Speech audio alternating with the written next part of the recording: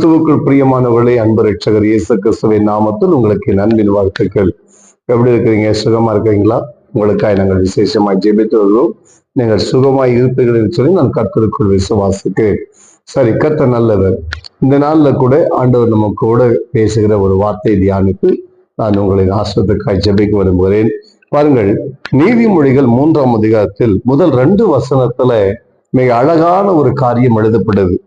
போதகத்தை மறவாதே. இந்த செய்தியுடைய தலைப்பு போதகத்தை மறவாதே என்கிற தலைப்பு. ஓகே, நோட் பண்ணி வைத்துக் கொள்ளுங்க. முதல் வசனத்தை 2வது வசனத்தை நான் வாசிக்கிறேன், கவனமா கேளுங்க. என் மகனே, என் போதகத்தை மறவாதே, உன் இருதயம் என் கட்டளைகளை காக்க கடவது. 2வது வசனம், அவைகள் உனக்கு நீடித்த நாட்களையும் தீர்க்காயுசையும் சமாதானத்தையும் பெருக பண்ணும்.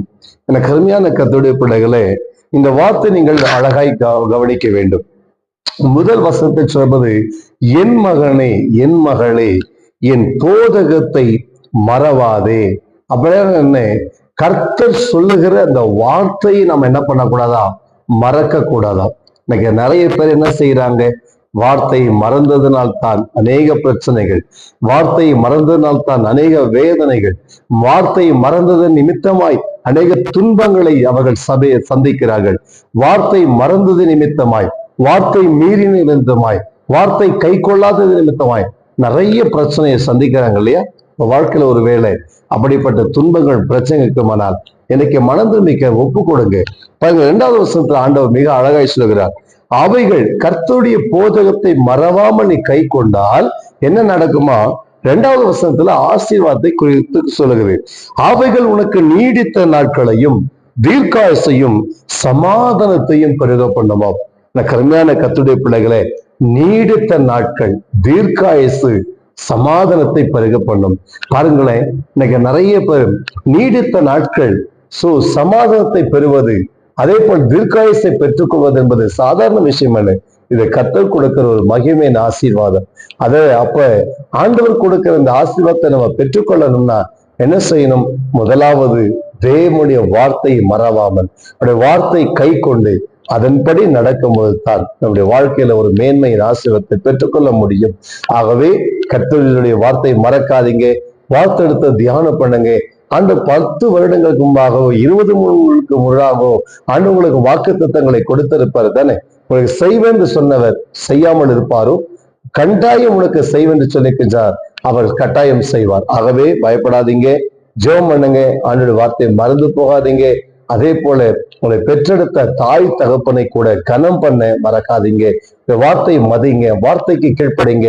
நிச்சயம் தேவனாகிய கர்த்தர் உங்களையும் உங்கள் குடும்பங்களையும் ஆசீர்வதிப்பாராக.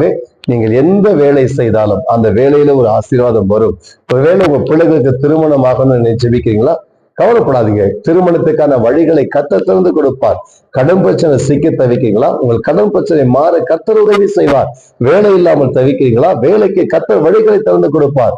ஐயோ, பிள்ளைகளை படிக்க வைக்கிறீங்க, பிள்ளைகள் பாஸ் ஆக மாட்டாங்க, அரியர்ஸ் அதிகமாகி போச்சு, இன்னும் மேற்படிப்புக்கு வழி இல்லைன்னு சொல்லி கலங்குறீங்களா? கர்த்தர் அவைகள் எல்லாவற்றுக்கும் ஒரு வழியை திறந்து தருவார். ஒருவேளை குடும்பத்துல சமாதானமே இல்லை, யாரை பார்த்தாலும் எரிச்சலாக்குது, கோபமா இருக்குதுன்னு சொல்லி கவலைப்படுறீங்களா? உங்கள் வாழ்க்கையில தேவன் சமாதானத்தை இன்றைக்கு உண்டு பண்ணுவார். கண்பான கர்த்தருடைய பிள்ளைகளே, தேவனுடைய வார்த்தையை மதித்து நீங்கள் நடப்பினால் உங்கள் வாழ்க்கையில தேவன் மகிமையான காரியங்களை செய்து ஆசீர்வதிப்பார். நான் ஜெபிக்கிறேன். அன்பு பிதாவே, உமக்கு நன்றி செலுத்துகிறோம். இதோ என்னோடு இணைந்து ஜெபிக்கிறேன். இந்த கர்த்தருடைய பிள்ளைகளுக்காய் ஜெபிக்கிறப்பா, இந்த சகோதரனுக்காய் சகோதரிக்காய் ஜெபிக்கிறேன். இவங்களை கர்த்தர் ஆசீர்வதியும், இவர்களுக்கு நன்மைகளை செய்யும், இவர்கள் விரும்புகிற நன்மைகளை கர்த்தர் தந்து இவளை ஆசீர்வதிக்கும்படியாய் ஜெபிக்கிறோம். விசேஷித்த ஆசீர்வாதம் வந்து உம்முடைய வார்த்தை மறந்து போகாதபடிக்கு அந்த வார்த்தை ஆண்டவரே மதித்து நடந்து அந்த வார்த்தை பிடித்துக் கொண்ட வார்த்தையில ஆசீர்வாதத்தை சுதந்திரிக்க இவளுக்கு உதவி செய்யும். நீர் அப்படி செய்வதற்காக நன்றி ஆண்டவரே. இந்த நிகழ்ச்சியில இந்த வார்த்தையை கேட்டு ஒவ்வொரு சகோதரனும் சகோதரியும் இயேசுவின் நாமத்தில் ஆசீர்வதிக்கப்படட்டும். கர்த்தர் அப்படியே செய்வதற்காக ஸ்தோத்திரம். இயேசுவின் நாமத்தில் ஜெபிக்கிறோம் பிதாவே, ஆமென், ஆமென். பிரியமானவர்களே, உங்களுக்காக ஜெபித்திருக்கிறோம். கவலைப்படாதீங்க, கட்டாயம் உங்களுக்கு அற்புதத்தை கர்த்தர் செய்வார். சப்ஸ்கிரைப் பண்ணுங்க, ஷேர் பண்ணுங்க, லைக் பண்ணுங்க. மற்றவர்களுக்கு நீங்க இதை குறித்து அறிமுகப்படுத்தி வையுங்கள். நீங்க பெற்றுக்கொண்ட நன்மைகளை கமெண்ட்ல சொல்ல மறக்காதீங்க. உங்க மொபைல் போனோடு கூட கமெண்ட் பண்ணுங்க. நிச்சயம் கர்த்தர் உங்களை ஆசீர்வதிப்பார். God bless you. Amen.